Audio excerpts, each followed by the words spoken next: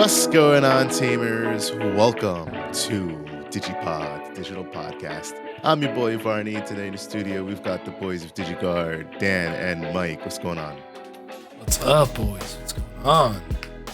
What's good, fellas? I think I'm going to start timestamping every episode so that everybody knows when these episodes are being recorded, because I know that sometimes it can be jarring listening to an episode a week later. So today is June 26th. We are recording this June 26th. You will be hearing this June 27th because we were not able to record go-ahead episode last week.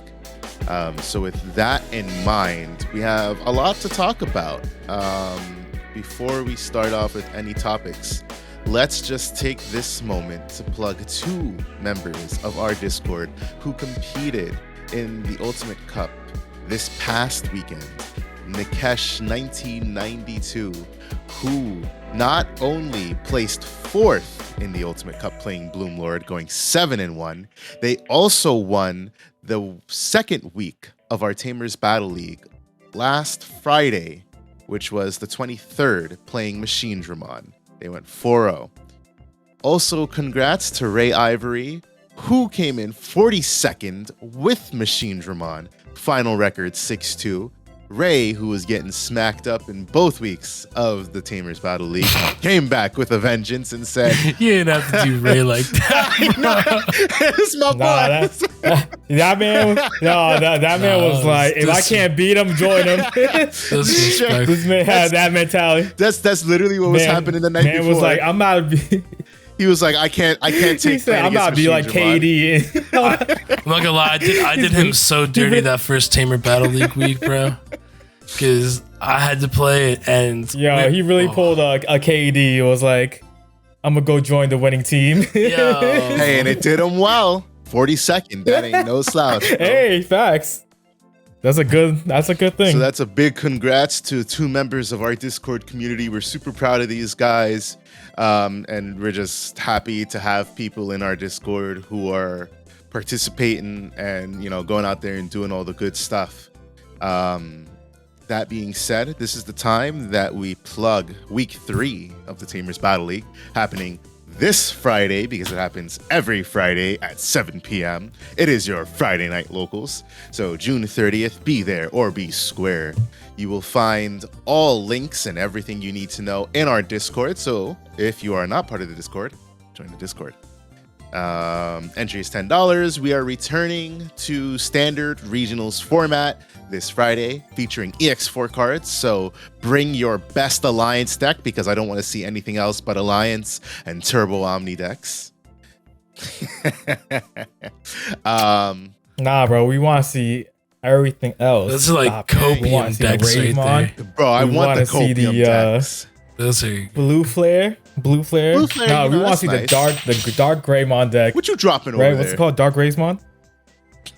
Dark Knights? Is it? No, it's Grey's Nightmon. Grey's Nightmon. The Mega? Oh, God. Grey's Nightmon. I want to see a Grey Nightmon deck. That's what I want to see. Hey, Russ Mara was slapping people up with that deck on it was one deck, but you mean himself? Yeah. What deck was he slapping up, bro? Do you want to know what deck he was slapping up? It was a Shadow Seraphimon deck, and not security control, just a normal Digivolve to a Shadow Seraphimon deck.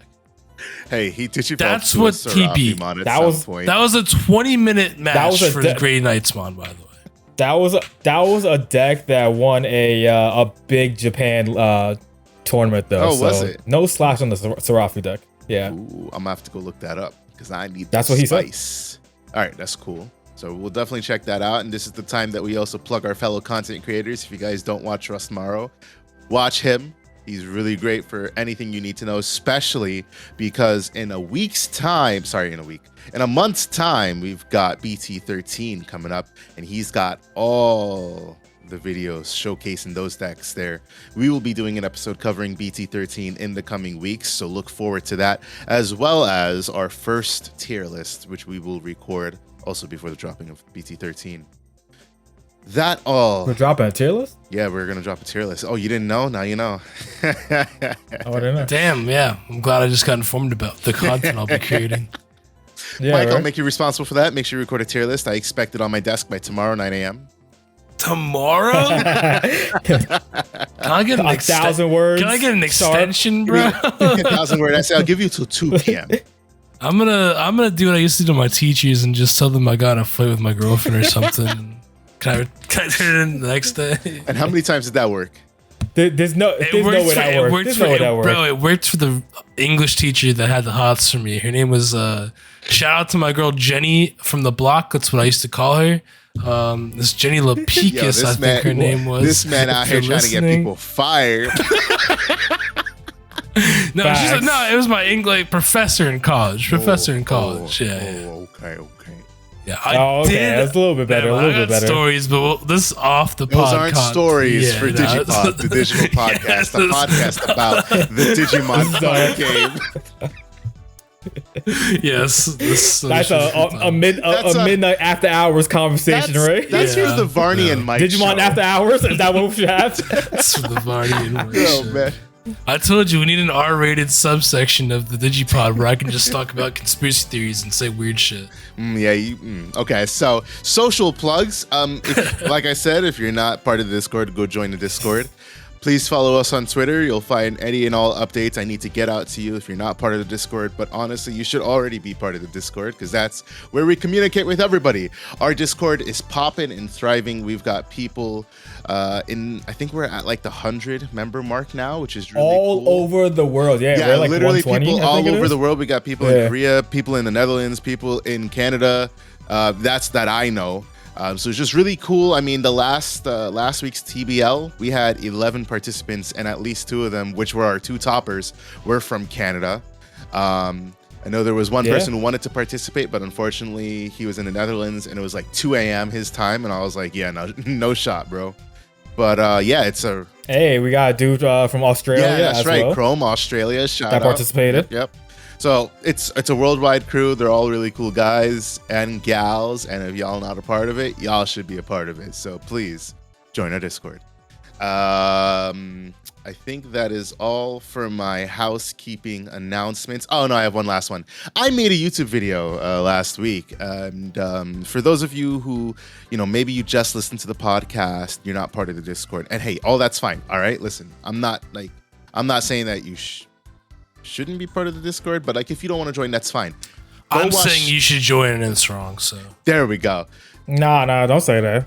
It's wrong. You join. Tell them to join. Yeah, join.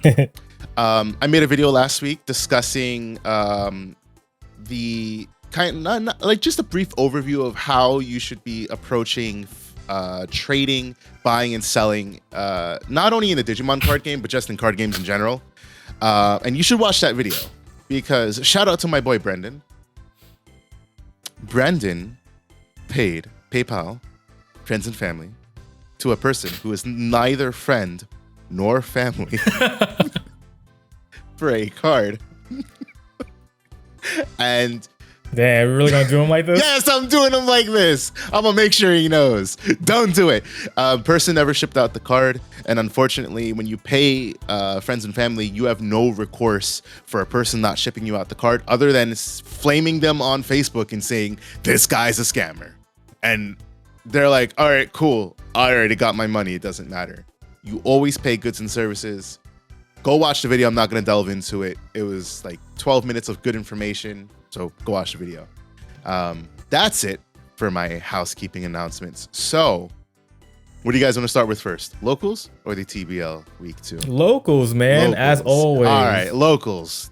I mean, if we want to throw TBL as locals, we just throw that. All right, so we got 2 locals conversation, then. So we'll start with with our locals, the locals at the Gamers Edge in Stroudsburg, East Stroudsburg, that y'all should definitely pop by. I have finally. So if you guys have seen Mario's latest video, Mario said he was retiring from competitive Digimon for the next 2 months. It basically boils down to he wasn't able to register for July events. August is all Gen Con, which he's going to, but realistically, he's not really doing anything competitive until September. For me, it's the same thing. I have my invite, so I'm not registering for any July regionals. I didn't because I already have my invite, and the pricing is shit. Well, it's okay. It's better now, but I don't care for it. August is Gen Con, which I'm not going to, and September, is when the next set of Ultimate Cups are. So I'm also on a 2-month hiatus from competitive Digimon, so I finally get to make my return to locals.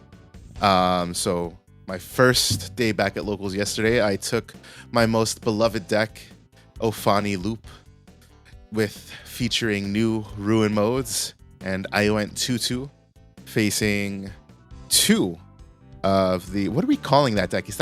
Is it just Omni Turbo? Is it Ultra S deck, I guess? Yeah, it's Omni Turbo Ultra S. It's Omni Ultra S Turbo. Omni? Ultra S Turbo. Yeah. So I played 2 of those decks, and as well as Melga and Dark Knightmon. I won against both Omni decks. I lost to Melga and Dark Knightmon. Deck definitely needed some fine tuning, and I was trying out like Black Seraphimon. Obviously, I was playing the Ruin modes. I think that's all I was playing from EX4. I don't think I was playing anything else. So yeah, that was it. Basically, need some fine tuning. We went 2-2, came in 5th. So I mean, it was ass, but hey, I got a pack out of it, so that's cool. Dan, how about you? Didn't do well this time. Went 2-2. 1-3. I don't remember. Respectable. It was bad. Respectable, my ass. I played round 1. No, it had to be 2-2. I played round 1. No, it was 1. I played against Alliance round 1, 1-2-0. Played against Armor Rush round 2, lost that 0-2. Melga lost 1-3, and then I lost to Jarrell with the Omni. So yeah, 1-3. I was playing the that deck that mess around with a lot lately. The new the promo Black Greymon. It's a deck. It's such a different. I don't know how much I've talked about it in the pod. I don't remember. It's such a different deck in the sense of your colors matter. Because most decks, you usually like singular color. You don't think about your color requirements at all. You you have it. Don't even worry about it. When you're playing that deck, because you need black to digivolve, because you have 4 Chimeramons, 1 Metal Greymon, and so usually you occasionally digivolve to Metal Greymon if the board state requires it, like if you need to de-digivolve, like let's say armor, right? Or attack over something with the Black or Greymon. So you need that Metal Greymon. But Chimeramon, he's white, so when you DNA, you need to make sure you have a black source. And so that's what happened against Melga. I would have 2-0'd him if I would have done that. And I had the black red Agumon in hand. I didn't play because like I said, I didn't even think about. I was like, I have black in there somewhere. I'm not even thinking about it. When I got to the Chimera, I realized my trash had no Agumons. I had no black, red, Greymon, or Agumon. I went to it. I was like, oh, well, I can't win now. Stuff like that. And then it's also different in the sense of that deck is so gas. Sometimes you need to press the gas more. And when you don't, and that's when you lose. So like I was playing against Armor Rush, which is a deck who also bum rushes you, Flame Dramon, 2 checks with the option and stuff, similar to what Red Hybrid is previously in that sense, where it's very low end. You get a lot of checks off and stuff, whatnot, right? So he was bum rushing me, and I got to a point where I got to a Chimeramon, but I had to pass turn for the reason. Next turn, I was going to digivolve to a Black or Greymon. Problem is, he put me to 2. If I went to Black or Greymon, I would have passed turn. So I digivolve in the back, trying to get into a Gravity Crush or Blinding Ray. Didn't see it, so I either play Red Memory Boost, put him at 1, or digivolve again into a Greymon, hoping I get into the Gravity Crush. If I digivolve to Greymon, that costs 1 because it's the BT5 one. You gain that memory back. So in that situation, I went the defensive route, which should never do in that deck. has no defense, period. Why even think it? But it's just so ingrained in you sometimes in like other decks that you're like, I'm not seeing this. I just gotta do something to pass turn, right? And hopefully I could get to it. Literally the first card when I did it was Gravity Crush. So the combo would have been Digivolve to Greymon, go to 1, draw, Gravity Crush, play it, go to 3, Black or Greymon promo, swing over a bunch of things and then win for game, basically. Or at least to the point where I was bored controlling everything because I had I think I had BTA Metal Greymon on that stack or something like that. I don't remember what it was. But that deck in that sense, like I said, is so different in the sense like you just gotta draw, you gotta keep drawing. You know what I'm saying? You can't wait and hope to get it sometimes. You can set up early with memory boosts, but you can't do it late in games usually. That's the issue with that deck. I mean, it's not really an issue. It's just it's just the way it plays. It's so solitary at points. When you have everything, it's literally probably like a 10-minute turn. It's like a Yu-Gi-Oh turn. It feels like where you're just like, you're playing shit. You're Josh, he has a 10-minute turn. Memory boost. Yeah, kick the. I grabbed in Jarrell against Jarrell. I grabbed the crush 4 times in one turn. You know what I'm saying? Like these are the type of things that can happen. And then you have Blinding Rays, which is another memory gain. So I said I lost to Jarrell. Good. You gave him 8 memory. That's what I like to hear. It didn't matter. I wasn't winning. The whole point of that deck is like, the deck is such a Yu-Gi-Oh deck in the sense of like, it doesn't matter what your security is. Right. Like, as long if you hit Cool Boys, great. Like that just pluses for you. But like, if you have 0 security, you can still win with instant. You know what I'm saying? Right. It's like a resource. It's just like as long as I'm not dead, I can still win. And that's the cool thing about the deck. And that deck in the future gets even more cracked when we get in training cards, because those are a thing. Yep. So I can't wait to see it. And I might tinker with a couple of things. I have a couple ideas I want to throw in, like ties.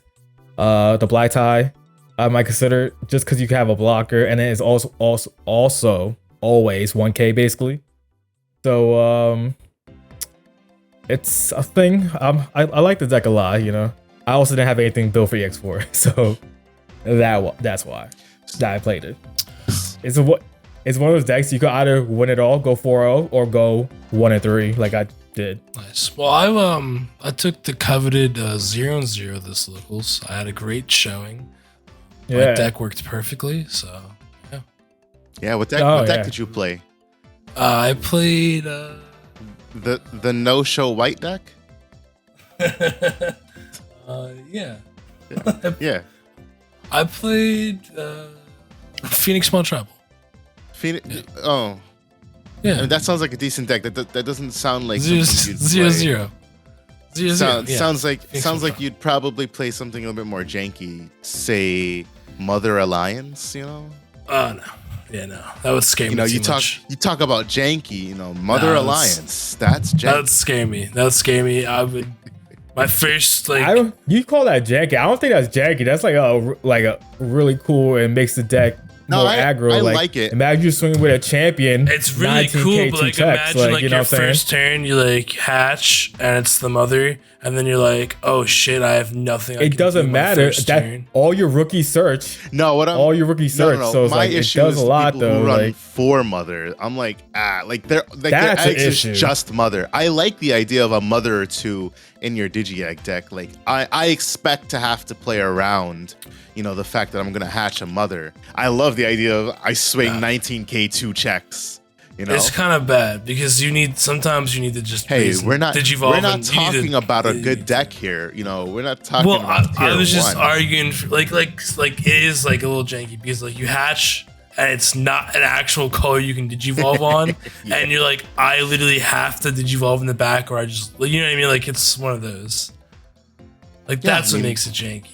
Bunny Tribal was never. It didn't do anything in Japan, and it's not doing nothing over here. But hey, Bunny Tribal featuring we can't. We don't even know yet. We don't even know yet. Right, exactly. Let's relax on that part. We don't know what's gonna happen at week 3 of the Tamer's Battle League. So how can we even say? I'd say it's probably a pretty good guess that that deck doesn't do anything in the meta. Mostly, if you just look at past EX sets, it takes more than just a original EX set to do anything usually. Hey, Dragon Links is putting into work for the first week. Dorbic, but Dorbic's not really from the EX set. It's Dorbic's like just a card, though. Yeah. That uses. I mean, Examon. There's this one guy who actually won an entire regionals with an Examon deck. That was an entire. That's a whole ass secret, though. Yeah, but I mean, like, you know what I want to see do something, but it doesn't matter. Well, I guess it kind of does because like regionals are happening. Like I want to see somebody top with Ruin mode shining, right? That's what I want to see. I can't. I mean, like they'd have to get really lucky. They do. Ruin mode's like better in other decks, I feel like. Unless you get like super cracked and you have like two Marcuses on the field, like, and you like digivolve, like you do like a double digivolve right into Ruin mode. That's the point. That's the point. Yeah. But it is a harder setup. And right now, I mean, come BT 13, it's way easier to do setup like that. Well, I mean, of course. You go into burst mode. Yeah, you're going burst mode because you're just going to fucking punch him in the face with Marcus. 100%. And if Marcus didn't finish the game, well, there's going to be another Marcus to finish the game. It's Marcus Rush, baby. Dan, something you said earlier that I just want to touch on real quick. It's this is just like the play style of decks, right? Like, I think a lot of people get caught up when they're playing decks, and sometimes you start thinking, like for myself, like this is why I can't play an aggro deck, because my thinking is tuned towards either playing, you know, control or mid range, and the moment that it's like, okay, I know I'm supposed to go burr, but like, what if I can't? Like, what if I can't close the game out, or what if I don't see this piece? And so I automatically shift into this defensive thinking. And then it screws me because, like, in your case, if you had just digivolved like you were going to, you'd have drawn into Gravity Crush. And hey, that's the gamble you take. And you were going to lose the match anyways, so you might as well have just played out what the deck does. And that's why, like, you know, in coaching, what I say a lot is, for certain decks, just play the deck the way it's supposed to be played. Red Hybrid, for example, if you are being, if they have a whole board, sometimes... I would say like 90% of the time, it's not even worth trying to get rid of their board. It's either try to hit the rest of their security away, or you just concede because you know you can't deal with that board. It's not to say, oh, well, like maybe I'll run Dexmon. No. Your deck is geared. Red Hybrid is geared to just hit hit security and get rid of any blockers that stands in your way with Emperor Greymon. So you trying to play Red Hybrid, even as a mid-range, with a mid-range style, or trying to be a little bit defensive, it's not going to work, because the deck is just meant to just go bop, bop, bop. Okay, game 2, and either you win or you lose, you know? That's what we see with a lot of decks, and a lot of people playing these decks. Yeah, especially something like that. You purposely swing very low end, and sometimes you bump it up for like the... Atomic Inferno play, right? Various Atomic Inferno. Yeah, it's Atomic Inferno. You do that. Like sometimes you're the Flame or the Goonie mod. You're just swinging a Goonie, 2 checks, 8K when it dies. Right, when if it dies, you're playing a Tamer or you're playing a Flame on. Like you're plussing off because you're like, all right, if it dies, great. If it doesn't, then I'll just continue evoing and then could climb up the stack for something else, because sometimes your opponent can't deal with it. Right. So yeah, continue. I was just making that point. No, that's a good point. And that's why, like, you know, sometimes the good decks are the decks that forces a deck to play a completely different style. And a perfect example of that is security control. You know, we always see the hate around security control, but that's because it's a deck that if you're not a red native deck, and that's namely Ancient Greymon OTK, War Greymon back in the day when they were running the BT1 War Grey, or Red Hybrid, because they have that Aldemon, you have to change the way you play, because playing your deck the way that it's meant to be played is going to lose you the matchup into security control. You kind of have to play around it. Otherwise, you're just going to be in for a rough time all the time. And I think people, it's not that necessarily that they hate security control. They just hate that they're like, oh, now I have to think and I have to play outside of the way that my deck is meant to play. Well, yes, that's what, you know, these counter decks, especially these control decks, are meant to do. They're meant to make your deck shut down. Venusmon, for example, Venusmon against old Melga. What do? You don't. Keyword, you don't do anything against it. Because now, once you go into promo, you're done. Like, that's the idea. And I think just that's something that you guys should think about when you're not only building your decks, but playing them. You know, think about your play style. And if there's something that you feel you need to improve on, look at that first. That's probably the first thing. You're probably not playing the deck entirely in the way that it was meant to be played. With that being said, though, let's talk about the real elephant in the room. How do you guys feel about the Greymon card game? Yeah, right? Greymon, War Greymon, the secret, and all this Agumon support. But I wanted to let all of our listeners know that, I love it. I think a lot of people are full of shit. I'm gonna say it for what it is, and I have the evidence right here. We went all the way back to 1.0, the release of 1.0. So we're talking about EN meta, English meta, and we're gonna look at all the times in which there was an Agumon, a Greymon, or some relevance of that, right? So starting with 1.0, we have Red Omni, which wasn't really War Greymon or Agumon. It was just how fast can I get into Omnimon? And it wasn't even the best deck because Blue Omni was better because they had Hammer Sparks. 1.5 was Shine Greymon. And Zudamon. Oh, right. Zudamon. They did have Zudamon. I never played, but yeah, Zudamon was definitely a good card back then. Yeah. 1.5, you get the Shine Greymon. Drop it for 7, draw 2. Yeah, and you can't remove it at that time. What do you do to remove it? Diaforce? That was like it at the time. Mm-hmm. Then we go into 1.5, we have Shine Greymon. We go into BT4. Now we have Yellow War Greymon. Victory Greymon also came out in that set, but it was completely irrelevant. Yellow War Grey obviously was the best deck of it. 1.5, Shine Greymon was a good deck, but it also contended with Sarismon. Until Sarismon got hit. BT5. Oh, one note I should mention about that Yellow War Grey deck. There was no Agumon. Mike and I looked at some deck lists. They played Yellow Good Stuff rookies. There was no Agumon. The only other Greymon piece wasn't even a Greymon piece. It was a War Growlmon. It was the Yellow War Growlmon. BT5, you had the beginning of Greymon Tribal because that was Battle of Omni, and I think that's the keystone corner. Mike has said it, Dan has said in the past, they think that's when Digimon really, blossomed into what it is until BT9, which we'll get to BT9 in a sec.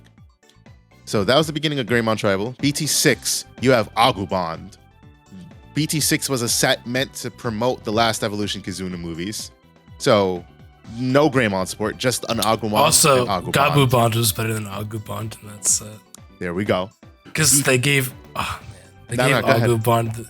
They just gave Agumon the stupidest. Like, you had to delete something to trash the security, and so if there's nothing on the field to delete, you couldn't do. And it was a very conditional delete too. Like, also, I don't know what it was in JP meta, but in the English meta, so many people started playing Craniumon again, really randomly. Craniumon yeah, I used to cry when I saw Craniumon. Dude, yep. So, and for some reason, Gabubon just didn't have the same restriction. Like, Gabubon let you bounce level 5s or lower, but it didn't need to bounce anything to unsuspend. It just unsuspended 3 times. Yeah. 14k. 3 checks, most likely going to go through at that point in time, Yeah. It was really stupid. Shit. So then we go to BT7, which was the hybrid set. There was no Agumon at all in that set. It was just a Metal Greymon. It wasn't a bad Metal Greymon, but there was a Metal No one Greymon. really played it. No one played it. Machine Jumon did at one point. That was like one of their early cyborgs, but it got phased out very quickly. So then we go into BT8. Now this is where things start getting real. You get an Agumon, but you got Black War Greymon. So you got the Black War, the virus Agu line, because that's what it is, right? You get the virus line. So it's not even if we go back and look at it, yeah, we had an Agumon to start the game. The first good Agumon outside of promo was BT5 Agumon. We go into BT8. I remember at the time we were like, when Dan was building Black War Grey, it was the 4 Black Agumon, the BT5 Agumon, and Promo Agumon. That was it, because all the other Agumons just weren't good. Some people played the Tamer searching one, but that was trash. It's still trash. Starter that deck always whiffs. The starter deck was Agumon was bad. Starter deck. It wasn't bad, but it was very heavily usurped by the promo. So why even run it, right? Then we go into I mean, even that Agumon at that time was like you played it at 1 or 2 just because, Greymon couldn't digivolve over it exactly because it wasn't black and red for some reason. Yeah, don't get me started.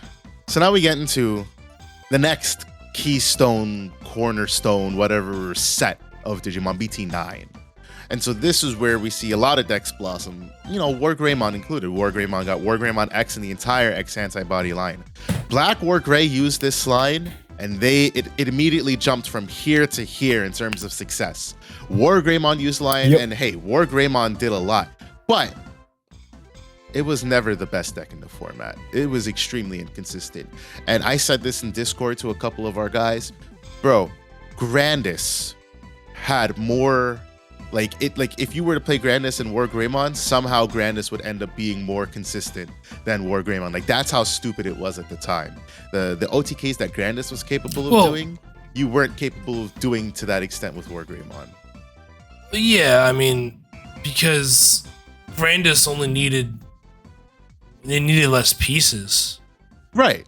That's what I'm saying. Like War Greymon, Red OTK kind of getting more pieces for the full stack. I mean, in order to get the full protection and everything, and it just required a little bit more of a setup in general because you needed to have a red tile on field.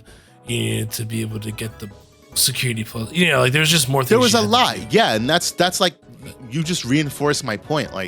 It wasn't the best deck, and Grandis was in a way better than. No, it wasn't the best OTK deck, but yeah. It was still, at that time you had to hard you had to hard play the ties. You had to hard play tie. It's not like now where you have free ways of playing Tamers. Right. I mean, I don't it was still good. It was still tier. It was. I would say 1.5. Yeah, the top of it. Because Melgo was tier 1. Yeah, it was 1.5. Alphamon was tier 1. Yep, Grandis was tier 1.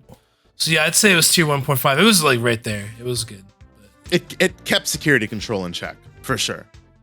It bumped security control down from being that. I mean, security control is still a gatekeeper deck, but if you saw Greymon, you were in for a very rough time. Yeah, I'd argue even then with War Grey X, I feel like Black War Grey got so much better in BT9 over. But because of Gaiomon, because Gaiomon was just so great as the ultimate D-Digivolve, Sec +1 reboot, and Blitz. Those 4 traits on a card is just goated. You're getting rid of stacks at the BT8 Greymon. You have Sec +1 natively. You're always rebooting, so you're always a blocker. You're 13k. You may cost 5 to Digivolve, but it doesn't matter because you can swing and it was just. You're right. It was just so much better in a way than War Greymon X was at the time that it arguably was the better Greymon deck to play, especially because of the Tamer removal you had on the BT8 Black or Grey when hybrids were running rampant. Yeah. So then we get to BT10. Where's the Greymon support? There is none. But wait, no. Greymon got support because Blue Flare, because this was Cross Hearts, and they shoved Greymon into Blue Flare. So okay, there's no Agumon, there's Gaussmon. Hey, they didn't just shove it. I know. I feel like now's a good time to clarify. The way you said it, shove. I feel like now's a good time to clarify what the main point of this is not only yes, there's a lot of Greymons being printed, a lot of Agumons being printed. My problem has never been with there being that many Agumons and Greymons being printed. It's been that many cards being printed for a singular deck, getting direct support. So right. I think that them printing a blue Greymon for Blue Flare, that's completely fine because it's a new deck. Yes, exactly. That's fine. It's there's no, like I said, no Agumon, it's Gaussmon, and then there's blue Greymon, and there's blue metal Greymon, and it has gotten support in BT. What was it? Did it get new support in BT11 and EX4? Was it? I know we just got the new Blue Flare stuff, and I believe the other wave of support was BT11. Yeah, I think It's like Cyber Drill Launcher or whatever it's called. You're thinking, EX3 got the Cyber Launcher. Yeah. There we go. Yeah. So, I mean, that's a good deck. Like, it may not win all the time. I just think people shy away from it for one reason or another. But, like, that's a solid deck, all things considered. Or no, my bad. In BT11, it got the Cyber Launcher. Right. And it technically, and then a new Z Greymon. They got that kind of counts. So. Yes, right. But like Blue Flare, not kind of, it does. Blue Flare. Blue Flare is a very solid deck, and it may have Greymon and Metal Greymon, but there are so many other pieces, Decker Dramon. There's a lot of pieces to that deck that make that just a really cool alternate style, Greymon deck, right? I can't remember. In EX3, I think we did get an Agumon, but it was like a yellow Agumon. I think it was for the yellow Agumon for the Great Dragon deck. For the Dragon. Great Dragon. So not like, and it was an fine. Agumon Again, that digivolves into Vidramon. Yeah. Yep. So into Arrow Vidramon. Yeah, into Arrow and then into Arrow V. So it's like, BT11 is Black War Gray X, BT12 was War Greymon, BT13 we're about to see Shine Gray, and then BT14 is, Greymon again, but it's kind of like it's like a new dawn. It's ace cards. It's Adventure 1, so of course it's going to be printed. And somebody else made another point. Let's go back and look at it. BT9, that's X Antibody. Of course you're going to get Greymon. BT10, that's a protagonist set. So you got Blue Flare. BT11, another protagonist set. We got an Agumon. It was a green Agumon. We also got the black Agumon. But, I mean, the green Agumon was like supposed to be the new guy, but then it wasn't good enough. BT12, we got a new Agumon because that was the crossover season stuff. BT13, it's Shine Greymon. BT11 was Digimon World. BT11 was redigitized. BT12 is the crossover stuff. BT13 is Savers, and then BT14 is 1.0. Like, to the people who are saying that like Agumon gets printed too much, Greymon gets printed too much, blah blah blah, we just went over the list. Like, yes, but also no. That's number one. And number two, it's like it's never been the best deck in format ever. The very small amount that it was with Black War Gray, it got smacked up on the ban list, prim and proper as the only card. And they even said it wasn't because of Black War Gray that the card got hit. It was because of Raid War Gray. And hey, I mean, Mike and I have said it, we're glad that Greymon X got hit because that deck would be absolutely disgusting right now. It's still a good deck, but it's still not the best deck in the format. Still a really good deck, yeah. Really good deck, not best deck. I think also it's just, if we're talking in Japan meta, there's multiple times where, War Greymon has been the best deck in format. BT12, for sure, was BT12, BT11. And no, I can't say BT12 for sure, but BT11 for sure. BT12, it was definitely. It was. Let's be honest. It was because it was the OTK deck. You swung with really good. Piercing. It was really good, but like Beelzemon was still in the meta at full power, and so was Hunters. So I can't. It was really good. It might have just been the best, like barely the best deck in the format at full power, because Beelzemon was still in that format, and obviously we saw how good that deck was. So I'd say they were pretty equal. So that might have been like a shared format. Right. I'd have to look at Japan meta lists to really figure that out. But we saw like it's seeing success now, nerfed. So at full power, you know what I mean? And so I know what the counterpoint, and a lot of you're going to the comments right now. You're like, Varni, you're a shithead. You're wrong. This, that. Listen, I know what you're going to say. And one of the things you're going to say is, it's not the fact that it's constantly getting support. It's the fact that there are other decks that need support. I'm with you. But printing Greymons, whether they print them or not, that's not an issue. They just actually need to do better on the other stuff. Like, they could print a busted Greymon. Let's look at BT12. I think that's the perfect example here, right? BT12 Greymon stuff is phenomenal. BT12 Gallantmon stuff is really good. But when you put the two side by side, it's very clear which one is better. We finally got DP boosting in Gallantmon. but we got it attached to a piss poor search. A Takato search? I mean, you could have given us the search top 3 for Takato or Growlmon. Instead of search top 4, take all Takato. We got the Growlmon, but there's other good Growlmons to play.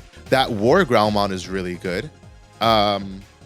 It's kind of situational though, especially because the EX3 one is super solid for playing Tamers, because in a deck where playing Takato is so clutch, there's only one card that plays a Takato, and it's a very conditional play for Takato. And then you finally get into Gallantmon, which it digivolves for the whole 4, unlike War Greymon, which digivolves for 3 on top of its ultimate.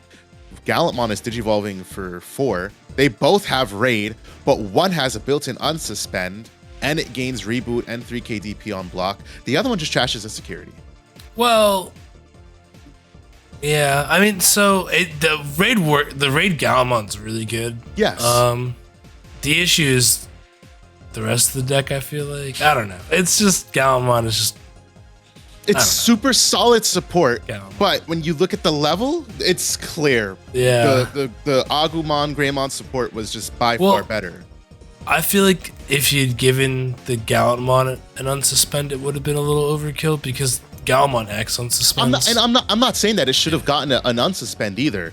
It's the type of thing where Oh no, I agree. The deck is worse. When you go into the room and you think, how are we gonna make support for Gallantmon and how are we gonna make support for Greymon? Everybody gets gung ho about Greymon on the dev team, and then they look at Gallantmon. They're like, well, like I like Greymon, and then they look at that guy and they're like, okay, well you can come up with the support. And then you just got one guy working on support compared to the entire team. Like that's what it seems like to me. Yeah, I mean it's hard to say. It's weird because when you start to like. I feel like we're getting a little off topic, but when you think about Gallantmon as a deck, on paper it seems like such a good deck. Like deletes things, has the built-in deletion, trashes security, trashes multiple security cards, has splits, gains security attack +1, gets an unsuspend off Gallant. Like it seems sick. I don't know why it just doesn't work. When you think about all that stuff, one piece. I don't even know what the piece is. And like, why? Me neither, can someone tell me why Gallantmon sucks? Like I try. Like, is it just because other decks have protection and it just loses to those decks? Is that we're gonna talk about protection? No, but like what? Like why? The problem with Gallantmon is it has one searcher. Okay, and only one searcher. That's fair. That is. If you think about it, think about you want to talk about Greymon Gallantmon, right? Greymon has 3 searchers. Greymon has a billion searchers. Their entire rookie lineup. There's a ton of searchers. But like, and now we got to a point where the Agumons have those searchers have inheritables to give like DP boost and stuff. So like, when you think about it like that, it's like no wonder why Gallantmon's the DP not boost trash, but like it's kind of not the greatest because you have one searcher, you have one Agumon you run 4 of. Everything else, you hope to the guy you're drawing into. I think it just you hope to the guy you're seeing red memory boost. And when a deck needs to rely on red memory, to me, in my opinion, outside like the promo Black or Greymon deck that I play, if your deck has to rely on memory boost to be as a main searcher, there's a problem with that your deck. Yes. Not your as in you, but that deck in general, because there's so many other decks that have multiple ways of searching that they don't need to. So like, we got to the point. I don't even care about having a red memory boost in Greymon because I have so many searchers. No, I agree. I think so. So here's why I almost want to disagree, but I do agree with what you're saying. But I think that Greymon is one of the only decks that doesn't need to rely on red memory boosts. I think a lot of other decks only have one searcher. I think Greymon ends Melga and any antibody deck. And Imperial Dramon. Well, Vmon. Imperial Dramon, all their Vmon search. I wanted to bring up a separate point with Vmons after this. But I'll say it right now. Say it. Vmon has a ton of support. The Vmon line has a bunch of support. It gets support. I'd say every other set. It may get support the second most of any deck, even more than Metal like even more than Melga, it might get more support. I'd have to do the numbers and research it. But I think the reason people don't get upset with that deck, even though it has been very meta relevant with Ult Force, 2 times with Ult Force, 2 times with Imperial, 3 times with Imperial technically, BT3 Imperial, BT8 Imperial, and new Imperial, which is like probably the worst version of it. But still, and then also Armor Rush. So it has a bunch of different decks. And I think that even though it gets so much support, the reason it doesn't get hated on is because it's all other decks, where the Greymon decks kind of all do the same thing. But like obviously Red War Grey is like more OTK oriented. Well, no, not all the same thing. Black War Grey. The problem with Greymon is all decks. No, not that point. But like all support of Greymon. So like Black War Greymon support can work for War Greymon. War Greymon support can work for Greymon. So when people think about like that and think about, especially in like in our regional format last month, most of the decks I topped was like decks that were just mixed as Greymon support. So when you think about Greymon support, you just think about one deck. It feels like, even though it's a variety of decks, you could go top end. It's just that the bottom end is so much similar. It's so versatile. Like we're at a point like you can play a Black Hole Greymon deck. Your main rookies is gonna be BT12 Agumon. You're gonna have your promo Agumon, and you're probably gonna have either BT5 and Agu X. Yep. BT5 Searcher or Agu X. Or Agu X is a 4 of usually most cases. But like those four Agumons is basically the same. And when you go to the level 4 lineup, right? You think about it, especially now in today's game, right? A Black Hole Greymon deck is gonna have multiple Sec +1s. They're gonna have maybe the BT5 Greymon. They might have the BT12 Greymon. You might have what's the other Greymon they run? The blocker if they feel like it. Both can really run the blocker because a good Evo over black and red. You know what I'm saying? Usually Black Hole Greymon goes with the blocker, but now we don't need it as much because of the tie. But then you look at the ultimate lineup, right? Both decks can run any of the ultimates, any of the Metal Greymons. BT Metal Greymon is a fine choice. BT12 Metal Greymon, fine choice. Then you got both Metal Greymon X's that work for both, you know. You can interchange them. You have alters mode, you know what I'm saying? So, and then you got your top end. Again, it doesn't matter what you want. The Greymon decks are at a point where it does not matter which cards you have in it. It's so good, it doesn't matter. Like, it all pluses you in a way. Now, when you think of it like a Galamon deck, right? People's trash on the Chaos Gallon, right? Because the Chaos Gallon support is like meh. And it might intertwine with each other with regular Gallon and Chaos Gallon, but no one gives an F about Chaos Gallon because Chaos Gallon won't do much because that support is kind of eh. Yeah, and when you look at a Galamon deck in the future, you're not looking at Chaos Gallon. Even Gaomon is better set up. You're looking at the BT12 stuff. Well, Gaomon Tribal can be a thing. Yeah. Well, even you can make a Gaomon deck and you feel good about it. You know what I'm saying? Like you don't feel good playing Chaos Gallon supposedly. Yeah. I haven't played it yet. I might mess around with it, but like I don't know. And to your point though, Dan, you're right. They all do use similar cards to the point where Shine Greymon, which is a completely separate deck than War Greymon, completely different support, they're still running Agumon X. That's how good that card is. Why wouldn't you? That's what I mean. The card is so great. Yeah, so like even Shine Gray has a little like regular Greymon in it. You know what I'm saying? Well, like, now it does. I think that's what I'm saying. I'm like talking right about now, like once BT13 comes, it's different.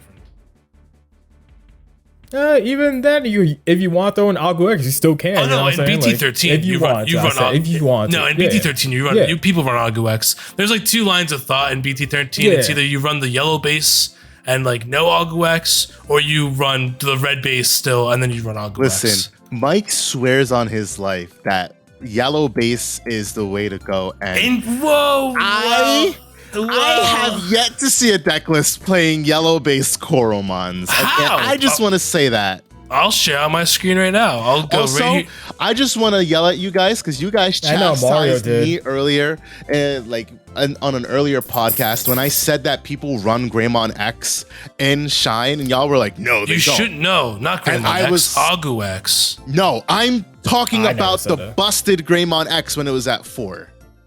Dude, I don't think anyone ran that People in Shine. fucking did, and I swear No, on my they life. didn't. Go Find on me a Digimon. list at top, Do you want me- dickhead. Okay, let's do it right now. I'm sending you 2 here.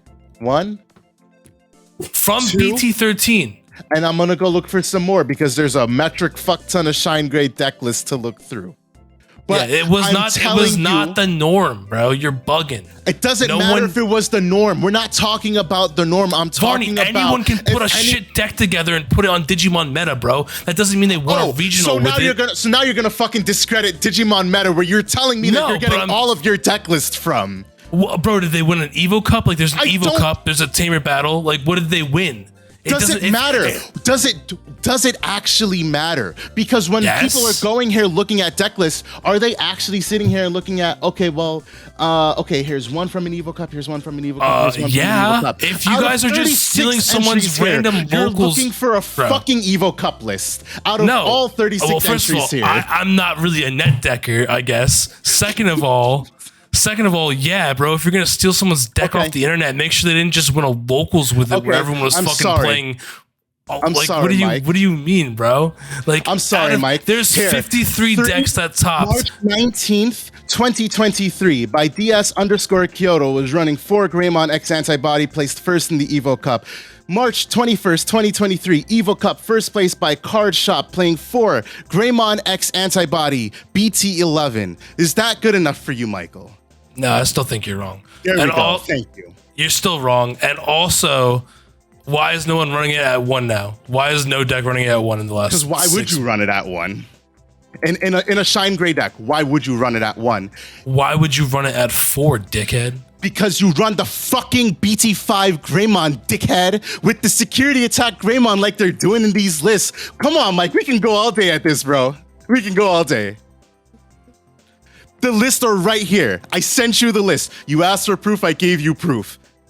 What more could you ask for? It's in the pudding. 7 Greymons and 4 Greymon X. In the other list, 6 Greymons and 4 Greymon X. So you don't even go into the Geo Greys. You go into the Greymon X, you get the cost reduction. You're going to Digivolve for 1 or 2 into a Rise Grey or a Rise Grey X. Bro, the majority of them were not using them, though. Oh, now we're talking about the fucking majority. I literally from this said the topic. majority before, bro. We're talking. I said the majority from the beginning. I said the majority was not using it. I don't understand what you're like. What is your point here? The majority was not using it. No, you're just wrong. No, we're gonna move on from this You're topic. wrong. Nah, I'm Good. sharing my All right, screen. I'm Ready? wrong. No, Here. you want to share screens? We can share Here. screens. Look, this is Because it. before I went back to- recall, somebody was asking for Evo Cup list, and I pointed out 3 Evo Cup lists, and Here. now we're talking about the majority of deck lists. I said the majority deck list right at, bro, rewind the podcast if you want to go back and listen to this part. You can go ahead and do it. Let's see. Here's a shine list. Actually, I'll just do like this. How entertaining, guys, right? I'm just here chilling. Here's all the lists. Let's take a look. The point, All I see is No these. no Greymon X. the point that was No being Greymon made X. is that No Greymon X. Agumon and Greymon No support Greymon X. is very No. widely used in No all Greymon Greymon X. archetype decks. You Here's could even one. end up playing the Greymon X stuff in a Shine Gray deck, even though Here's it doesn't one. fit into the archetype. No Greymon X. And it's to the point where No Greymon we're at X. a point when you look at BT14, the new No Greymon Agumon X. support is just red. And they made it just red so that you stop this multicolor shenanigans. Because we're at a point where if you hatch Koromon, Digivolve, and Agumon, you could be playing War Greymon, you could be playing Black War Greymon, you could be playing Dorbikmon, and you can be playing a combination of all 3. Because that's what it became in the Ultimate Cup. And War Greymon and Black War Grey share the same exact base. So if this support came out in BT14 and was multicolored, this support would have. Hey, yo, that deck was replaced playing Black everything. Greymon. That What deck the? was wild. But Varney, to your point, bro, I literally just pulled. How many tabs is this? I'm over that. I'm over that point, bro. I'm not even talking about that anymore. I'm talking about what we were originally talking about with this Greymon support and why it's now just mono red. Because with it being mono red, you eliminate a lot of the problems that we're having currently with the cross pollinating of the support. Well, I think the if I'm not mistaken, those Greymon, Mel Greymon stuff are all black box. So who cares if it's single color? Right, but you can just EVO over them. You could, but like for example, like now you have to run a red base. Not that you weren't before, right? But like now you can't play other shenanigans because like it's only going to get caught off a red memory boost. It doesn't count as being black. So like a perfect example is that Greymon X. What we complained about was a two color metal Greymon that already digivolves for 3 on top because of the black box. That's now digivolving for 1. So even with metal Greymon Ace here, it'll only ever digivolve for 2 because it's a singular color. The new War Greymon Secret digivolves for 4 no matter what. It's not reducing the cost to 3, which I mean, frankly, like the Raid War Grey should have never. For what it does, like I understand why, but like this leads to the point that Mike and I were talking about. You don't get the same respect for other colors. Galmon digivolves for 4. It doesn't even digivolve for 3 on top of a Growlmon in name. It's still 4, but War Greymon digivolves for 3. Like it gets to a point where the support just gets to be so overtuned, and it just gets played in everything. And we see other colors that could do well, but the overtuning isn't there for them. They're not sitting there thinking, how can we make this even better? They're thinking about that for Greymon, but they're not thinking about it for the other colors. Yeah, it's interesting in that sense. I guess because of they go by theme, right, for each set. Like if Greymon could have gets black red support as much as it did, why couldn't Metal Garurumon get more mixed purple blue? You know what I'm saying? Right. Which would have been cool to see because they already have purple stuff, so why not finally make it, work together in the sense of making a line that's purple blue. And I mean, that it probably would make Melga even more cracked than what it is already. But like, what is about I to think become that could have been a thing, and we're gonna see that eventually with the starter decks because they have black box, so you can evo over each other at one now, which should be interesting. But yeah, a lot of decks could have used the dual colored multiple lines that like Greymon got. That other decks, or even just like more also black boxes, right? Because like I mean, Greymon is full of the black boxes now, but I mean the black boxes that we get, and I keep going back to Galmon because it's like that changed the game to me. To me, that changed the game because it's like, who cares about what the your color restriction is? Right. If my Agumon is a black Agumon that has a black box of Koromon, I can just digivolve over a red Agumon and not care at all. You know what I'm saying? Which is weird to think about, but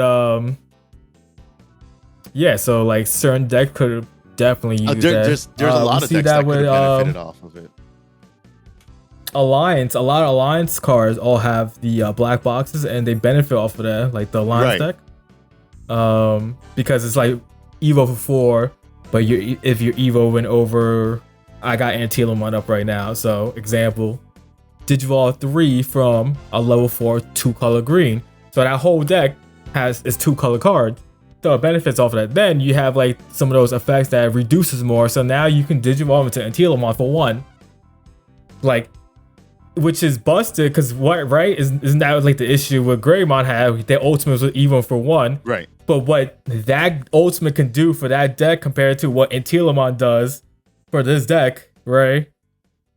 It's not the same. You know what I'm saying? Like, that's the issue. And it's also like you could get there. It's also about like what you give up to get there, Like, for example, you have to activate Alliance, right? So you have to swing. Yep. So I mean there's the automatic risk of I get deleted in security, or something pops out, or they steal memory, or when we get counters, there's, I mean, Melga counter comes right in and steals 3 memory away, potentially more. Like, there's a risk to being able to do that just was not there with BT11 Greymon X.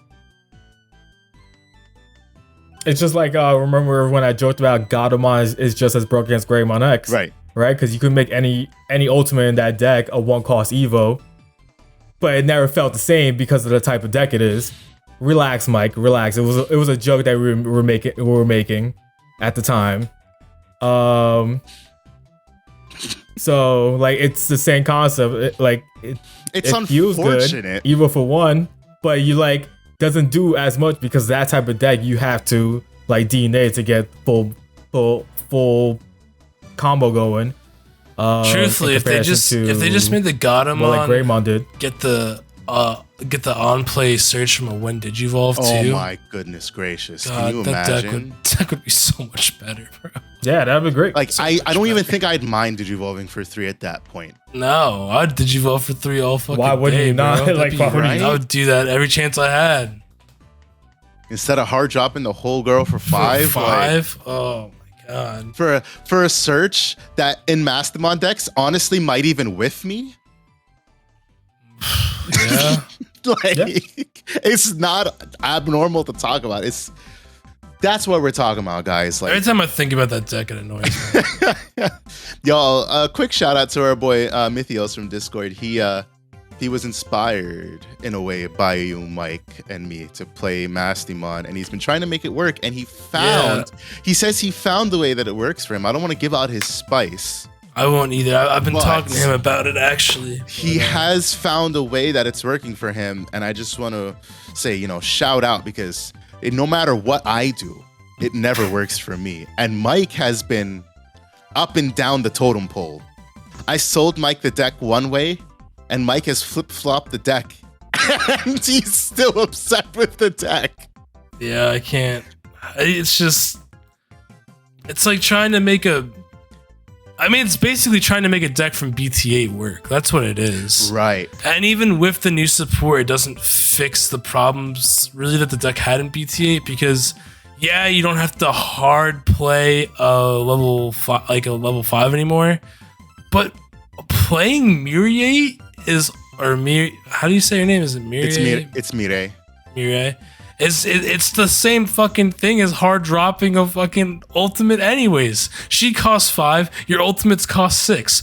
Boo-hoo, I'm 1 memory off. Like, it doesn't change the deck at all. It wasn't like a radical, like, oh, this card is suddenly just thrust this deck into tier 1 territory. No. I don't know. I'm getting angry about it now. I don't really want to continue. It's the issue with like every deck, and this is why I understand why people have a problem with seeing a new Agumon and Greymon all the time. But guys, the problem isn't Agumon and Greymon inherently. It's just the fact that the designers have been, and I say have been because there's big talks that the design team has changed going into BT14. I don't know the validity of that, so I can't prove it. But if you look at how the set is structured, you can only assume that that's what happened, or at least that there was a shift in design mentality. And so the issue isn't that they're always getting support. The issue is actually that they're just not making the other things as good. Straight up. BT8 saw an entire red, like a multicolor red, red yellow with Sylphimon and stuff. Like, it was all multicolor, and the best thing to come out of it was still black or gray. I don't think anything red else is played from BT8 because it just wasn't that good. And the same goes for a lot of other colors. Yeah, it's a shame because the Sylphimon stuff was kind of cool. I always like that stuff. Actually, it's funny. I remember I really wanted to build a yellow war gray top end with that deck. The red Sylphimon stuff. I thought that was a really cool deck. And then you could go into War Gray X afterwards. Yep, exactly, because War Gray had the black box that said just Digivolve on top of a War Gray. Yep. Speaking, now that I've got a good point, I guess, since we were talking about Mastamon and talking about Mireille, Tamers and War Greymon, this ties in. Mm-hmm. When BT11 came out and we got the Mirie and we got the Yuya, I was like, wow, Mirie sucks compared to Yuya. Yuya does so much. It's so good. It's a memory tamer. It lets you get a DP boost. It gives you protection from everything, right? Black War Greymon decks and War Only options. My bad, and options. And War Grey decks, they play it like maybe at 1 now, right? Like at the most, it's like at 1 at this point. Yeah. Isn't that crazy? Well, it depends on the type of deck again. We're at the point there's so much Greymon support. Like, yeah, but like I'm talking about, if you want to go a more defensive route, you would run 2 to 3 of those. Sure, like, you can run that many, but I'm talking about like topping, regional topping deck lists. They normally run like 1, right? Well, I think the other big thing is, right, and this is 1 to 2. You can see them. This relates to something that DigiPod posted. You can drop Tamers for free in Greymon because of the BT12 Greymon, which is really good. It's a very solid inheritable for +1k all turns. But even better is you get to play a tie, and now I believe it's only if you don't already have a tie in play. But that's all that matters. Yeah, if you don't have a tie in play, that's all that matters because. And then the Metal Greymon lets you play any red or black team. Right. And so like, yeah, I mean, you can raid with Metal Greymon and play a Yuya, but like, A, why ruin the consistency? But also B, without the BT11 Greymon X at 4, I think a lot of people focus less on that Metal Grey play, and they just focus on getting up into Raid War Grey because it's such an impressive mega. It gets on board, it's a blocker at 6k with protection. Or sorry, a blocker at 18k because it's like plus 6k with protection. Like, that's just, how do many decks get over that? A lot don't. Hunters will tuck it, and that's about it. Every other deck has to work to get rid of that.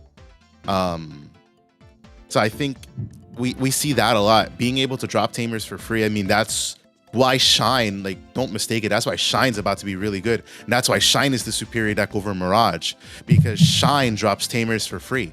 Their new Rise, plays Marcus. You have 3 different options: Trident Revolver, Sunrise Buster, and Shining Blast. All play Tamers. Yeah, I wouldn't say. I mean, you're not playing Trident Revolver, but I mean, you have access to like Sunrise Buster and then Shining Blast, and then you have a new option at BT13, which is a Final Shining Blast. And I've seen some people play that at 1, but not really. And you still get to play a Tamer off of it, even for the 8. I don't remember if Final Shining Blast lets you play a Tamer. It does, or if it's like a Gaia Force, Hades Force or something where you get to attack or something. You neg 12, and then you get to play a Marcus. Yeah, so comboed with the new Marcus, it's essentially the new Wyvern's Breath for... Yeah, busted. Now, I gotta say, the Geo Grey we get in BT13 is so cracked. Another thing that plays Tamers for free. So cracked. He not only plays Tamers for free, I think this card's way too good. It searches your security stack, you take a Tamer, and then you play it for free, and then you recover one. That is busted. It doesn't have to be a Marcus either, by the way. Just a red or yellow Tamer. Just a red or yellow, and it's black box. Stupid. Yeah, it is black box. It is black box, so it would normally digivolve for 3, but for all of that, it in a Shine Grey deck, it's only digivolving for 2. Yeah, it has to be 2. It has to be the Agumon with the dinosaur traits, because not every Agumon has the dinosaur. Right, but now you're going to be playing what? BT11, EX4, some combination of those with BT13 and Aguax. Yeah, well, again, it just depends on the base you're using. If you're using the red base, it's just Aguax. If you're using the red base, it's Aguax, BT12 Agumon, and BT13 Agumon usually with Aguax, because Aguax is a dinosaur. Yeah. Not a, is it normally the old ones are reptile, right? Yep. Reptile. If he's got those fist cuffs, he's a dinosaur, or if he's got claws. Yeah. And big nostrils. Yeah, big. If you ever look at them side by side, it's... I hate I hate that Agumon with passion. What the Aguax? No, he hates my boy. No, I hate Saver. I hate Shine Agumon. Yeah. I hate it. Because he's got the big old. That's why I didn't watch Savers. Really? I just watched. He looks Savers. so dumb. I hate it. I love it.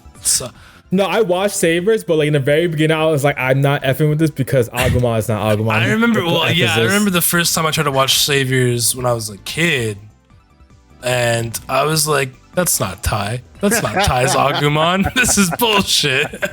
Yeah. And then first when I saw Geo Gray, I was like, "Ew, what the heck is wrong with Greymon?" I think Geo Gray is way cooler than the normal Greymon. Never. I think so. I think Never, Rise ever Greymon. I don't know. Metal Greymon's iconic. I don't know. But Rise Greymon's so badass. But like, so getting back to our original point, like Geo Greymon, the new Rise Greymon, there's 4 option cards that play Tamers. The entire deck facilitates itself. It's the new, in a way, it's the new yellow hybrid, because before you just would drop Tamers, but you get advantaged by Tamers. I feel like that's a hot take. No. So get me. The only reason I say that is because like the way Yellow Hybrid plays now is you play the Rise Gray, and the reason that the deck is still relevant is because you're playing those Tamers for free, or they're playing out of security. Because if you're not playing them, I mean, I played against Dan with Blue Hybrid, and he was playing All Force, and I dropped a Jerry on turn 1, which dropped me a Leomon, but he was already set up by turn 3. And I still had just 1 Tamer on board. He swung. I may have had a Tamer or 2 pop out, but like I got All Force with TK'd, or maybe a 2-turn kill. Like there was no comeback for me compared to Yellow Hybrid, the current iteration of it. That Rise Gray lets you play Tamers. Like this entire deck facilitates playing its own Tamers for free, so you're never losing steam. You're digivolving, you're playing Tamers for free, and then you're getting to slap people in the face with Marcus. It's like. That's why that deck is so good, and that's why Mirage, in comparison, is like, it's still good, but you have to work for it a little bit more. I do really like the like yellow hybrid Rise lists that are in BT13, where you play the Geo Gray, the BT13 Agumon that lets you make your Marcus Digimon, right? And then you you just it's just yellow hybrid with It's Marcus it's like, hybrid. It's weird because it's like you play like 9 or 10 kill spells. It's like a weird deck, but it's fun because you get to play the Gallantmon as the top end too, who just like you just drop it and you gain the rush. Yeah, so it's like quirky and weird. Definitely not a good deck, but I'm probably gonna play it. But like that's the whole issue that people have with all of these Agu related cards. Anytime a deck, and I was talking to our boy Gino from Locals yesterday, and he was like, I think he asked, what does some deck need to be better or something along those lines? And I basically said, what any deck needs to be able to contend is they need some sort of reduction or memory gaining mechanic. That's why Beelzemon's good. Greymon's good because it either reduces or does it for very cheap. Hunters is good because their entire Tamer lineup makes things cheap. Cross is good for that reason, as much as Cross may not top. It's weird.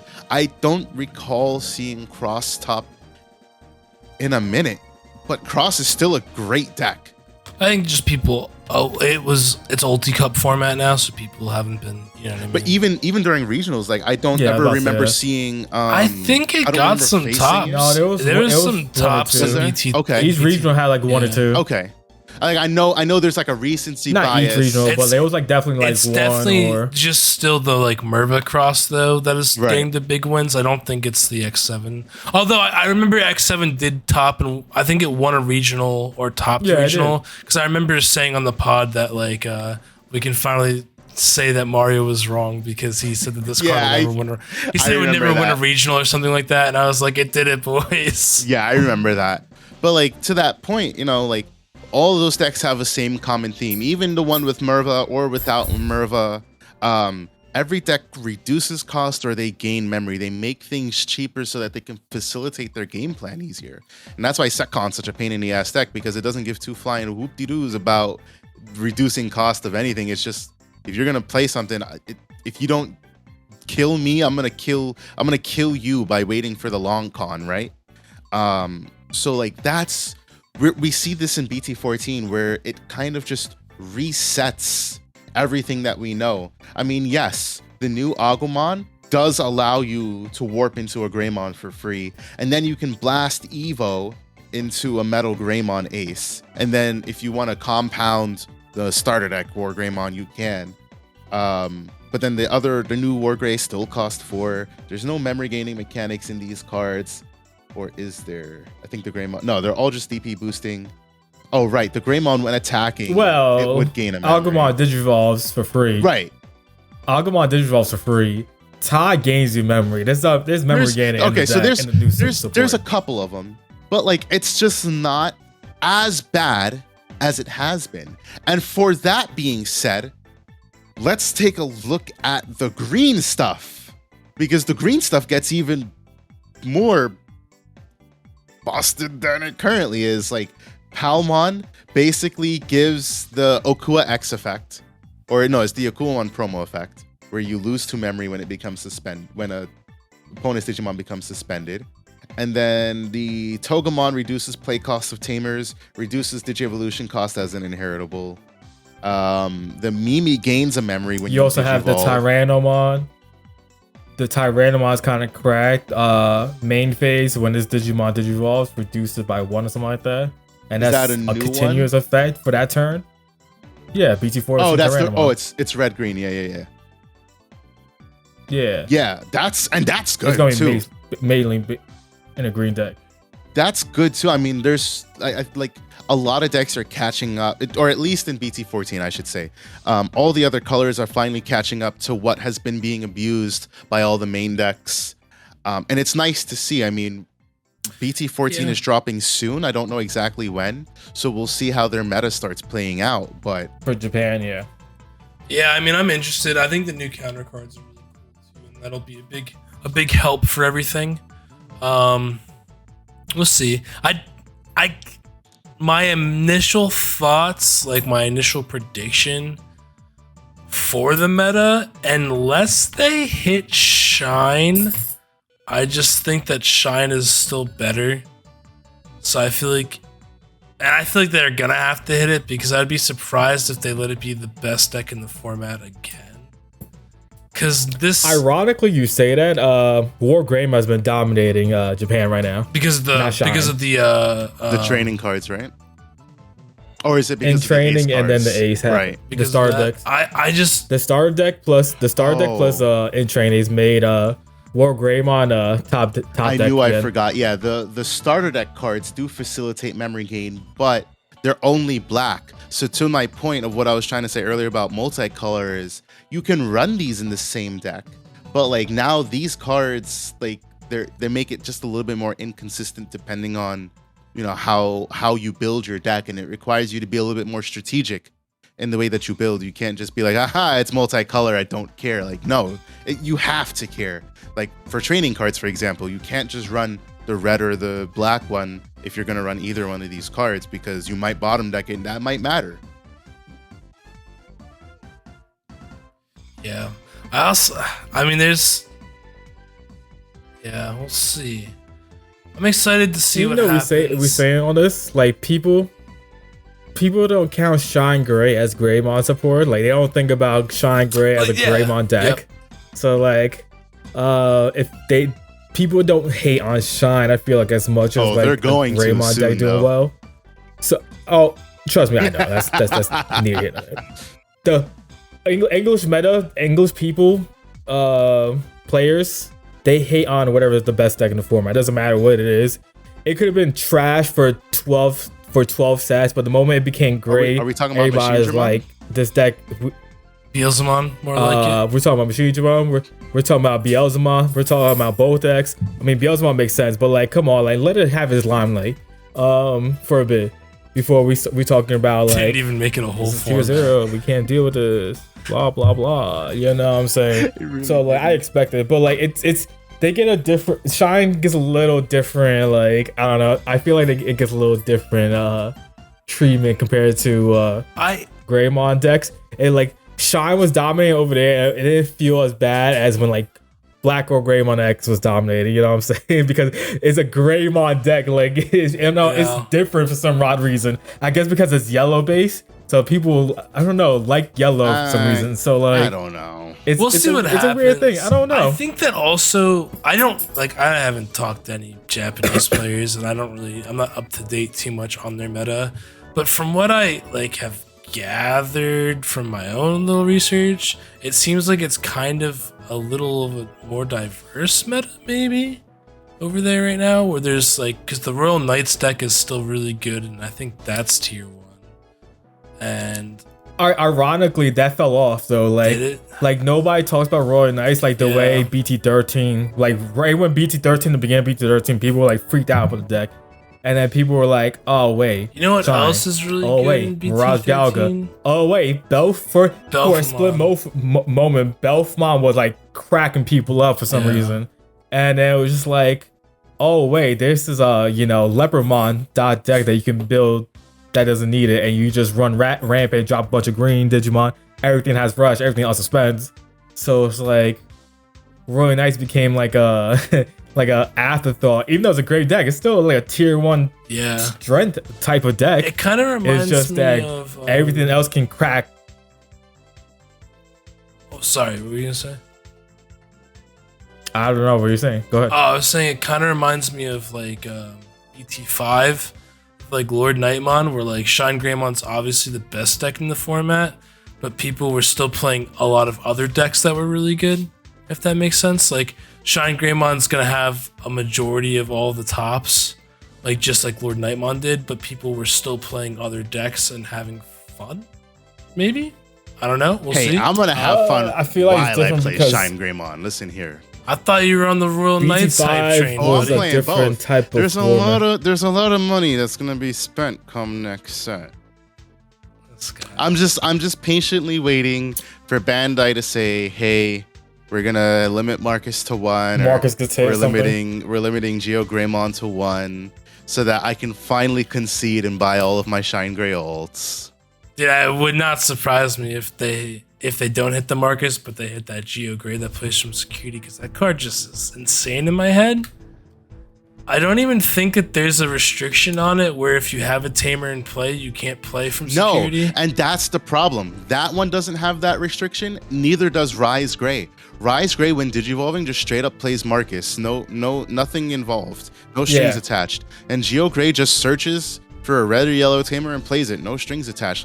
That's really freaking good. And no other colors have access to that. No other decks, I should say, have access to that. The Greymon from BT12, that's a restricted tie drop, because I believe you can't have a tie in play already. Yeah. I can look it up. Yeah, you can't have tie in play. So it's I'm not complaining about that. I don't mind that that's a restriction, but then I look at a deck, there's a Tyrannomon that plays Taigas for free, but only if you don't have a Taiga. And I'm like, what this deck isn't. No, the new one doesn't matter. Okay, so the new one doesn't matter. The old one, you only control. It's the same concept as the Kurisariumon for Diaboromon. Yeah, and I when hate you don't that control condition. Sonata Arata, you can play Arata. So that's why whenever Diaboromon gets a pour, if they make a new Kurisariumon, it needs to have an unrestricted, it has the same type of effect, but where unrestricted drop of Arata, because it slows down the deck. Right, having to be able to do that, because then you have to drop a 3-cost Tamer when you don't need to. Right, we're at that point in the game where all these decks that have Tamers that facilitate their game plan, they need to be able to drop it for free,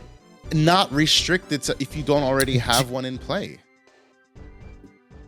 The Foul City deck, the Digimon deck, right? It's not tier 1 deck, but you can drop every Tamer for free. Tyrannomon drops any 3-cost Tamer for free. You have Pangeamon that can drop any 4-cost blue or green Tamer. Digimon, look at the top 3 cards of your deck, play a Tamer for free. Mamimon, look at your top 5 cards of your deck, play a Tamer for free. There's so much free playing Tamers where you don't even need to play Tamers. You just Evo, you play your deck, and you're just popping out Tamers, which is cool.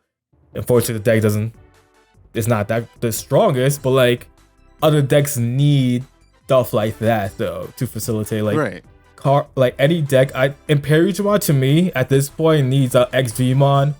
They need to drop their Davis and Kens that for says free. when digivolving, play Davis or Ken for free. I don't even know if it needs. You know what I'm saying? It needs to. That makes. It needs like to drop a Stingmon for free. Like that's what that deck needs. Well, no, like the problem. It definitely needs to be able to play Davis free. Inherently, You and I know that you hate playing Davis before when you don't when you're giving up 4. You know what I'm saying? Like imagine if you're raising your Vmon, you digivolve Xvmon, and then you play Davis for free, and you keep turn. You know what I'm saying? And then you play a Stingmon DNA because you have the Vmon to need that, end of turn DNA digivolve. You know what I'm saying? That facilitates your plays better by being able to play a free Tamer, get a search off, be able to set up for your next plays for next turn. You know what I'm saying? No, I know what you mean. I'm just saying stuff like that. Like Imperial, like it would be shitty because like you'd have to raise and then play the digivolve the Xvmon, and then you'd probably like wouldn't have the ability to play the Stingmon in DNA. Is what I'm saying. So like for Imperial specifically, you would need to be able to drop the Stingmon off the Xvmon, so then you could get to the fast DNA. Because if you leave the Xvmon out there for that turn, you're not going to have a next turn to set up because it's probably going to get murdered. Right. Like in today's game. But there's a lot. Like for Imperial's another good example. It needs a lot. I mean, it just got new support. Greymon, Imperial. I think it's just the DNA decks are harder to. For sure. Get right. They just need more, and it's a very fine line, right? Because once you step over that line and you make it just like a little bit too good, it's a busted deck.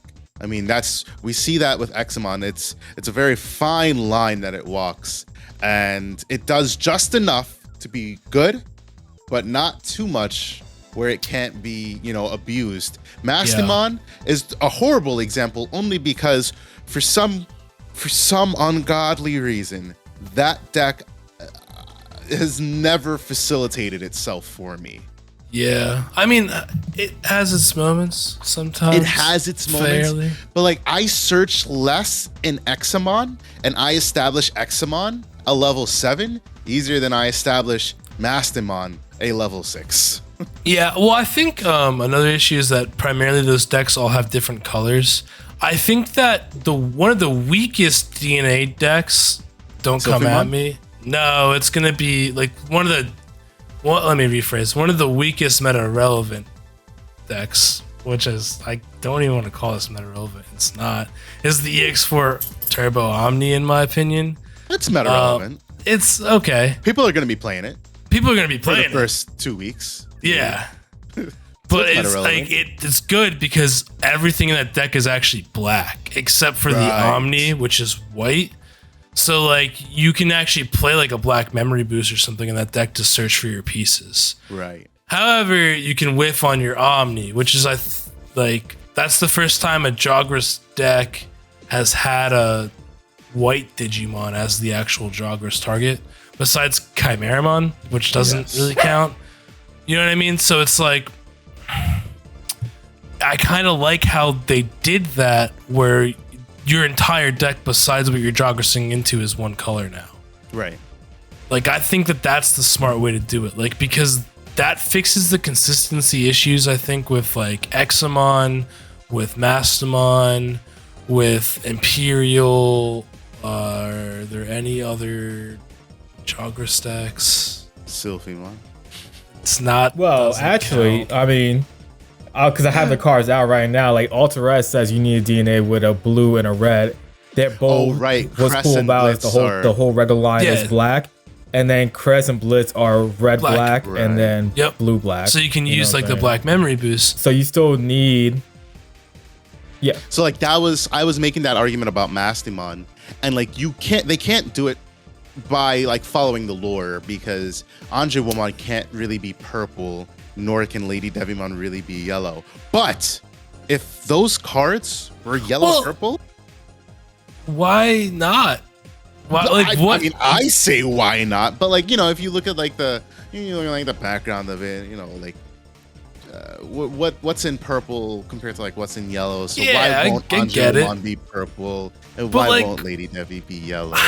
I don't know. But if they made them dual color, imagine how much better Mastamon would be able to facilitate itself. Like, it becomes a way more consistent deck. Yeah, I'll just drop Andre Woman and DNA with Andre Woman. Like, I was never gonna see Lady Debbie to begin with. So much better. Yeah, I think it's weird. And also, what really did they say why cards are certain colors? Like, is there a reason? Like, why can't I have a purple Andromon? It's all kind of based like there's kind of like a base to the colors. Red is dinosaur, dragon type base Digimon, because right? They shattered a lot of us. Fire based Digimon, right? Blue, not even Dynasmon and Dynasmon and Lord Knight. I say it just because we were looking forward to it. We had an entire deck waiting for support. Then they gave us a purple Lord Nightmon without a black box. And a purple Dynasmon without a black box. There's a few exceptions. Let's play exactly. There's a few exceptions. In general, then you have blue that's supposed to be like the crest of friendship stuff, like anything blue, Garurumon base. You have water type Digimon and stuff. A lot of and then Garurumon and yellow has always been in any second deck dude or any the game. second dude. You know what I'm saying? Green is insectoid, beast based, a lot of it. Suspend mechanics. Well, there's another word. Whatever Tyrannomon is dinosaur. That too. He's a dinosaur, isn't he? I forget what the. Yeah, but it's I forget what it's called. Like I'll have to look it up. Ceratopsian. But there's like a phrase I'm looking for. Champion, dinosaur, data, vaccine, nature spirits, metal empire, unknown, dragon's roar, nightmare soldiers. Nature spirits. Stop. Right. Nature spirit. That's what I was looking for. So stuff like that. Can you explain that? You have to explain that for the listeners. Nature spirit is like anything that's it's been a minute. Let me see. So basically, like in Digimon, there are tribes. There's tribes basically. There's tribes and families like not Greymon tribal. Like, Dragonic Roar. That's an actual family of Digimon of dinosaur and fire based Digimon, and Nature Spirit is another one. Metal Empire is one. So like I'm looking at Nature Nightmare Spirit Soldiers. here. It includes Digimon like Agumon, Andre Woman, War Greymon is a part of this family. They've got Gigasmon, Growlmon is here. Like there's actual. If you guys go, Google Nature Spirit is just like one of the families of Digimon. You will see that there's like that would make sense behind the lore of the color kind of thing. Yeah, I guess a lot of like. And then like yellow, it's angel base. It's anything really. I think it's just mainly angel base. Yeah, right? I don't know. I always understood that there was like there's nothing. Yeah. For yellow, there's not anything different that's out of the norm. Yellow's like the same in like every color. It's always like some sort of like life. The random War Greymon, like War Greymon, is like. Well, that's what I mean. Like anything is War Greymon is random. Yeah. Well, that's what I'm saying. Is like light. Like Metal Garurumon, that's purple. Like there's a purple Metal Garurumon, and then there's a blue Metal Garurumon. Yeah. So like, I guess what I was saying is like we've seen them kind of break what the norms are before. Right. Like there's Why even can't they do it there's again? even a black Metal Garurumon. One of my all-time favorite cards. The purple. There's no like the like purple card Metal Garurumon. Like that's supposed to be the black Metal Garurumon basically. That's considered like the evil Metal Garurumon. That's why it's in purple. You know what I'm saying? Purple based stuff is basically supposed to be dark, evil type Digimon for the most part. I know it's not supposed to be. It's just Metal Garurumon. Like for the Ace deck specifically, that's just a normal purple Metal Garurumon. That's just normal. That one. I'm talking about I'm thinking of promo Metal Garurumon. That's what I'm thinking of. And in black, there is also a Metal Garurumon who's supposed to be a black Metal Garurumon, but he's black. But he's actually black in the art. Yeah. But I believe, I know the Metal Garurumon promo, that one's black. Like God, it's so confusing to talk about. The purple Metal Garurumon promo is actually a black Metal Garurumon. Right. but it doesn't say Black But Metal they didn't Garurumon. name it Black Metal Garurumon. Right? Yes. But also, I think a subtle thing, because I noticed it, like Matt's also in purple. Yes. The reason why Matt's in purple, I feel like, is because he wears purple shirt. So I was gonna say, do you guys think that they just make the Digimon colors go after actual Digimon? Because Vmon, I mean, I feel like I think some of it was like because that. I feel like blue fits Vmon, you know what I mean? But I also just feel like they did Vmon blue because it's a blue Digimon. Nah, Ty had a blue shirt, so Greymon should have been blue. Well, there's a blue tie for Vmon, so there you go. Is there really? Yeah. Yeah.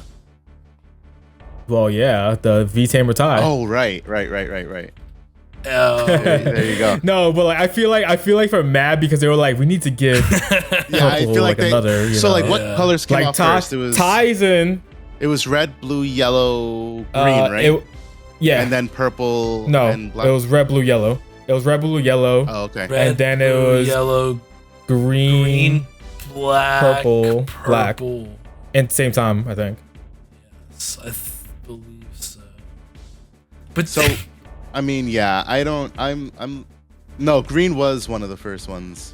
It was red, blue. it was yellow, green.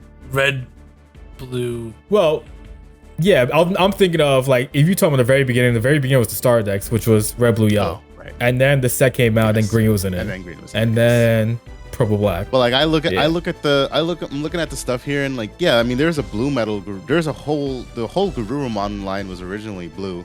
I mean, even that mat was originally blue. They're really crappy. Yeah, and then we got, and then in BT2, we got the purple Metal Garurumon, who's just purple, and he has a sick art, the gold alt. You guys know what I'm talking about. Because I think in the second, like in BT2, that's when Ty also got a black Right. Greymon. Oh, right. Yeah, they made it the other Yes. colors. Yeah. Yes. I do know the alt you're talking about. Yeah, it's so fire. It's a sick alt, yeah. So like it is weird that they break the colors sometimes. How cool would it be to see like a red angel deck? That'd be sick. I think the problem then becomes though, like, for as much like I always complain that like there's so much cards currently in the game that aren't used, and they really could be giving those decks support. And you know, for Greymon, they're like, well, there's so much red black Greymon cards. Let's just keep printing more red black Greymon, and same thing with Garurumon, although now they delve into the purple line for it, and because it is never intermingled in the way that Greymon has. You know, Greymon has red and black cards, but Garurumon has always either been blue or purple. There's never been blue-purple cards. And there could very well that's why have I mentioned Man, earlier. blue purple cards would look so sick. what I said before. Yep. Man, it's like we have an echo in here or I something. know, it's not weird, Dan. Sometimes. I know, it's like it's like I don't listen to him or something. But yeah, how nice though. I agree, Picture in though. your head right now, a split dual color blue purple card. No, that looks fire. Minor gripe before we wrap up pod. I always hated the way that they did the multicolor cards because it just felt so lazy. It's just like the straight line down the middle. I think it felt looks sick. I felt like they could have done like a slight gradient or like on a slant, or there's a multicolor card that I saw in person where like half of the card is green and the other half is black or something. And I was like, that looks good. So like the Tamer Party Rise Greymon. Right, there we go. That looks really good because it has that red and the black. But like I like the alt any of the alt art cards that are dual color look fucking amazing. Like I think I'll pull out the Marcus. Like that just looks so clean. Because it pops, right? Because it has that hollow foil. But like on regular cards, it's just like bland. It's flat. I don't know. I like it. I like that. Just like he's just like I think it looks. Nah, good. give me a slant, baby. Yeah, like that looks sick. Like I like that. Look clean. Or like the Davis and Ken alt art. That looks good. I don't know. I like them. Yeah, like that looks good. But that entire card is, half blue and half red. Like that looks good. But Yeah, I mean, that's just, we're just griping at this point. Anyways, we're an hour 39. as of me saying that. So we're gonna call it a night. Any parting words for the viewers / listeners? Agumon needs some new support. Okay, I don't know about all that though. Listen, Agumon has gotten its fair share of support. Agumon's not busted. Agumon is not the problem. Bandai is the problem. Bandai just needs to actually do better for their other colors, and then y'all wouldn't have been griping to begin with. That's facts. I mean that's fair. If they support other colors and make them good, then yeah, that's no problem. Like, complaining about Agumon getting support does you no good because they'll keep printing the Agumon cards. What you really need to do is, hey, Bandai, give us some other good. And hey, BT14 looks to be like that set. What you really need to do is tell Bandai to keep printing Agumon support, but for different colors. There we go. What if we just get Agumon who has nothing to do with any of the, like, it's just an Agumon that searches angels for yellow. He's just there. There's a TK in the back. Well, we do for the for the whatever. But like, you know what I mean? Like an Agumon that searches, I don't know, whatever, with a TK in the background and make it relevant somehow. Give me an Agumon with Alliance on the main body. Yeah, I don't care. Give me random stuff. Give me a white Agumon with Alliance. I want a blue War Greymon. All right, now we're getting a little bit wet. All right, guys, so we're gonna call it a night there. So until we talk to you guys the next time, peace out. Peace. The next one. You don't want a blue.